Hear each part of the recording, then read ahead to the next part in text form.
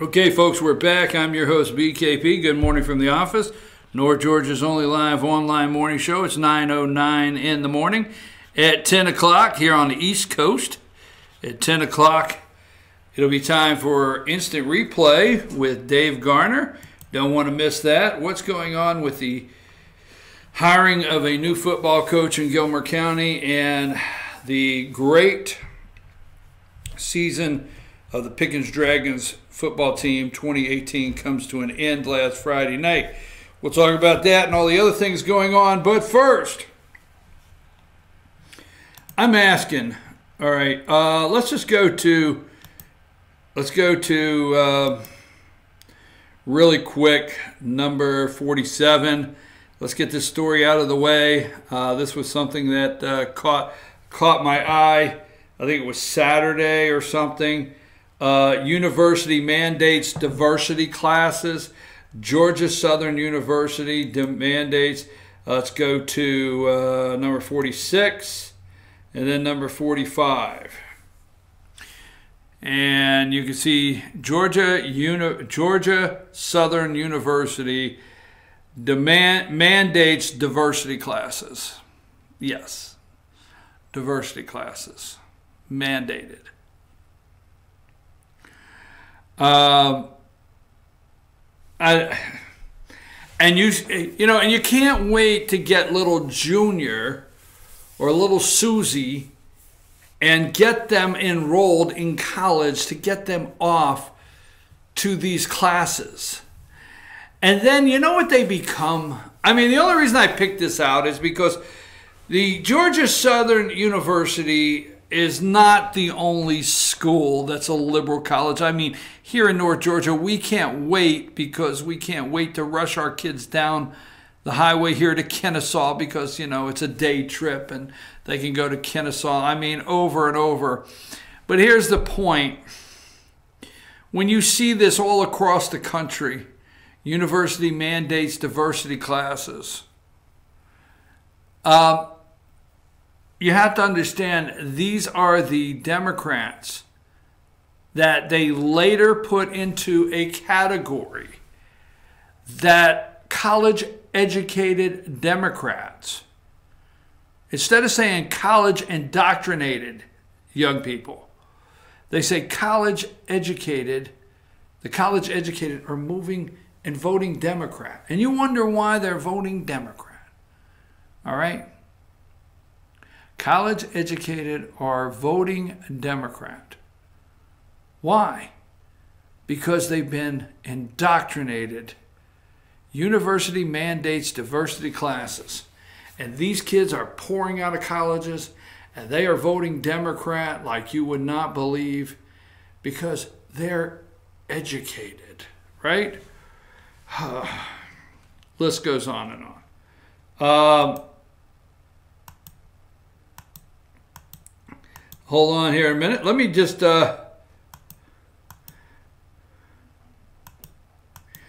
I want to show you the anger this morning. Okay? And this is at 5 a.m. in the morning. 5 a.m. Wait a minute. No. This is at 4 a.m. in the morning. Okay? This is how angry these people are. Now, first of all, number 33. Okay. This is what CNN opens with. Report on Washington Post, journalist murder due Tuesday. Senior official CIA believe Saudi crown prince ordered the killing. They're going after Trump at 5 a.m., 4 a.m. this morning. 4 a.m. because he said, hey, the prince said he didn't do it. I don't know, he says he didn't do it, but, it's very gruesome. I know it was very, very tough to listen to. He did not listen to it, the president, but they explained all the details to him. CIA, this is first thing in the morning, okay? 4:04 in the morning, go to number 34. President Trump, I should have done that. Regrets not going to Arlington National Cemetery for Veterans Day. Okay? That's at 4:04 this morning. They hate this man. I mean, the hatred for this man. Let's go to number 35, 4:03. First 5 minutes of this show. Trump mocks architect of bin Laden raid.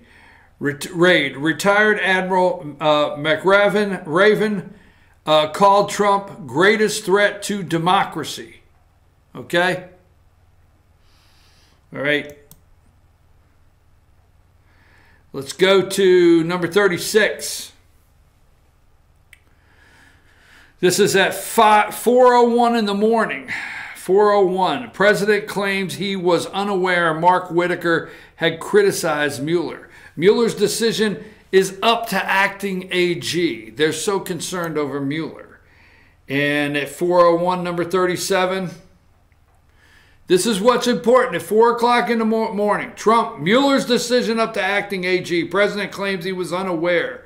Russian investigation. Lead. Let me tell you why in a minute. And 4 o'clock in the morning, number 38. Number 38, 4 o'clock in the morning. It's going to be up to him. So Chris Wallace interviewed President Trump. They talked about Whitaker here from Iowa, now the acting attorney general.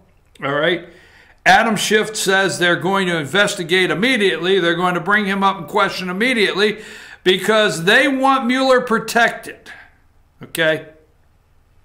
I'm telling you right now, if Mitch McConnell brings Jeff Flake and Coons, the joint kumbaya legislation to the floor to vote to protect Mueller, it is a disaster, absolute disaster for this country and for future prosecutions that will have to be, investigations that will have to be done in this country. Okay?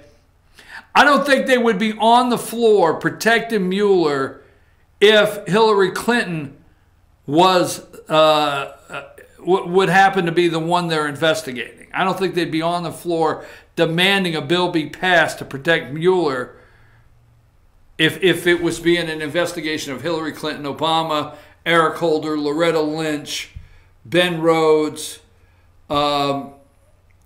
Rice. Anyhow, it's up to him. It is up to him legally. It's up to Whitaker to make the decision on what he does. But they are going crazy because Trump says it's up to Whitaker to make the decision on what happens where the Mueller investigation is concerned into the Russian investigation there. It's up to him. They want a government shutdown over it. I told you this. They're claiming they may shut the government down if Flake's bill does not come to the floor for a vote. Democrats may shut the government down. May. December 7th. Remember what I told you? Nobody was talking about it. December 7th. Again, we run out of money. December 7th, we're going to do one or two things. We're going to do a continuing spending resolution, right? CSR. And they're going to come on TV in a couple days and say, look, we'll probably do a CSR, probably do a CSR, probably do a CSR. Oh, they're going to do a CSR. Oh, yeah, they always do a CSR. Continuing spending resolution. All right. Then they're going to get to Christmas, a week before Christmas.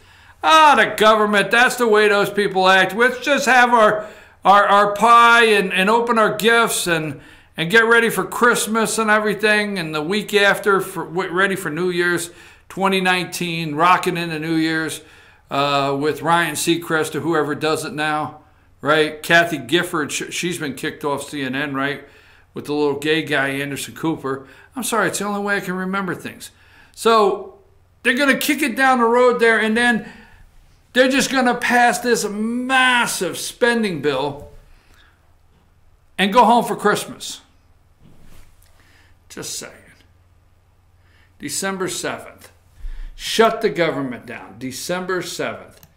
But that's how angry they hate, that's how bad they hate this guy. They hate this guy, as that's the way they opened this morning. MSNBC, number 31. President Trump. Days in office.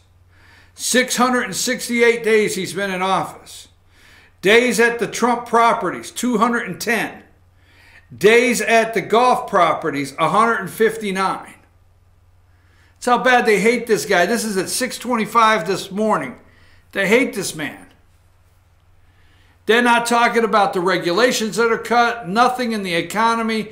They do not do any charts like this about how great the economy is and what all this guy has done to keep this country safe. No, nothing.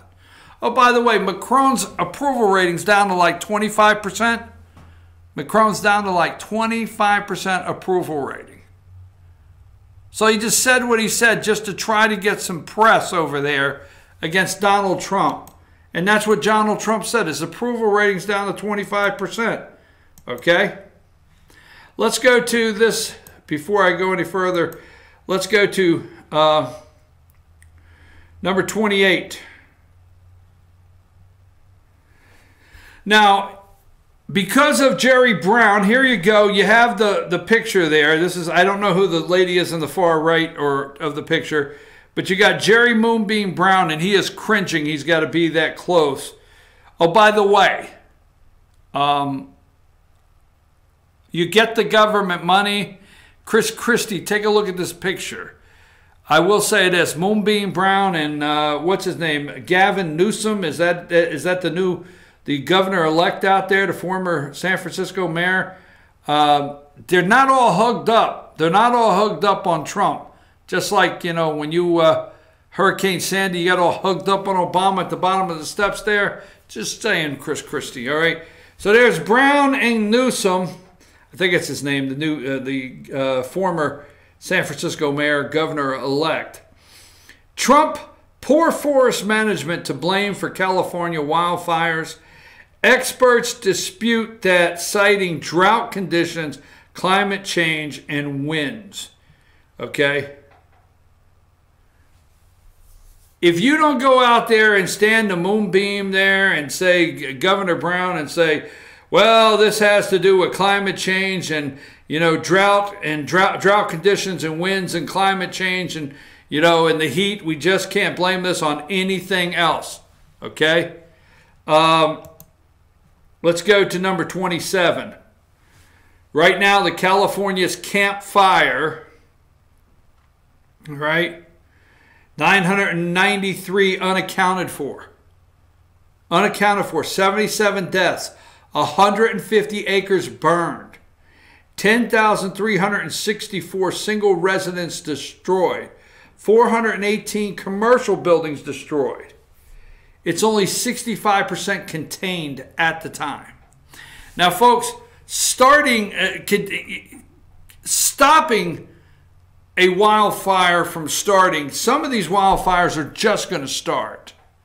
But containing them and being able to contain them is a whole different story. So California, we read this to you the other day, tried to pass a piece of legislation in 2016. California governor, this is the second time we've done this on this show, but they are trying to look, because President Trump said, hey, you know, maybe if we have the people out here with the rakes, and maybe if we go through the forest earlier and get all the dead out and do forest cleaning, okay, and give private companies, you know, sections to clean the forest and bring stuff out, maybe we can minimize this. And they're laughing at him. They are totally laughing at this president of the United States, and they want you to believe. Now keep in mind, they want you to totally believe that the reason, all right,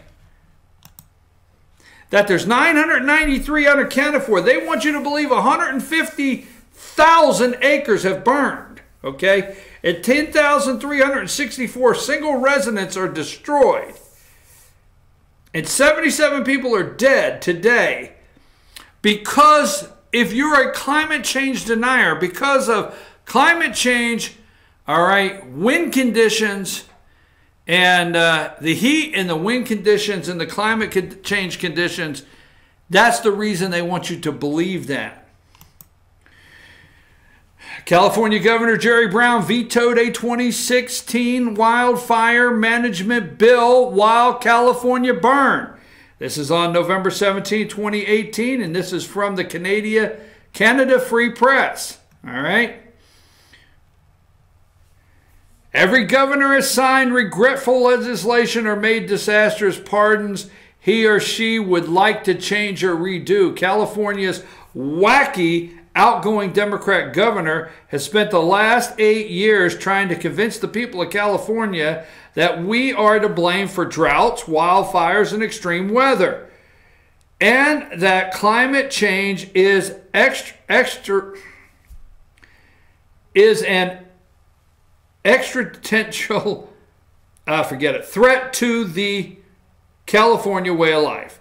Showing no regret, Governor Jerry Brown calls the people freeloaders and deniers and has mocked our little green lawns. Brown even spitefully signed legislation subjecting every man, woman, and child over 50 gallons of water a day in the near future. Okay.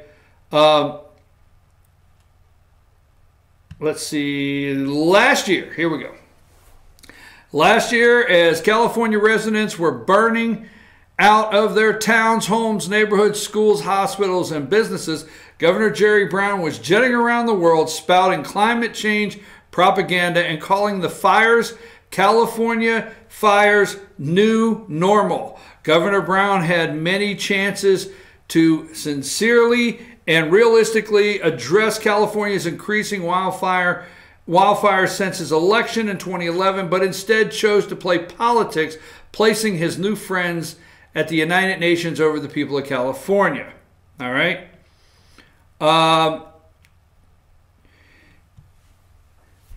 What many do not know is that California Governor Jerry Brown vetoed a bipartisan wildfire management bill in 2016.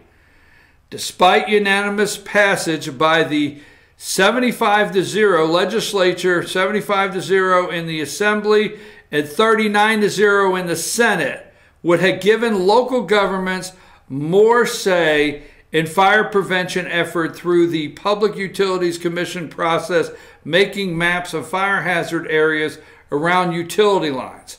Now, when you get into this deep, and I don't have time, why the utility lines are causing these fires, we have to clear out. There's SB, let me go here, SB 1463, electrical lines mitigation, okay? Here's the summary of the bill. One of the paramount responsibilities of government is to provide for public safety. Consequences of wildfire include loss of life, property damage, impact, ecosystems, etc., and lay at the heart of several communities concerned with wildfire, and Public Utilities Commission needs to be sure to take these into consideration when developing future standards. Okay?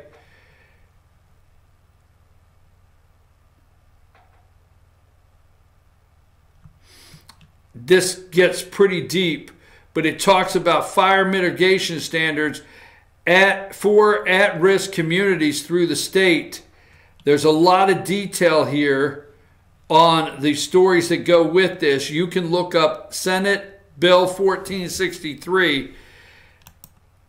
The President of the United States is being laughed at, folks, because there are things we can do other than to just step back and say it's the new normal and we just have to let people die and burn to death and not be able to contain a wildfire because we're going to kowtow to environmentalist concerns and interest in our forest versus, taking care of them and cleaning them up where we can contain a fire once it starts, because we have to, we are climate change deniers. Just on that account alone, people you're supposed to die in these wildfires. Oh, it's crazy. Hey, it's 9:29. I only got a little time left. I got to set up the last little bit of the show. I've enjoyed this so much, and I want to double check to see if there's anything out there before we close. So we're going to take a break before the sports show starts at 10.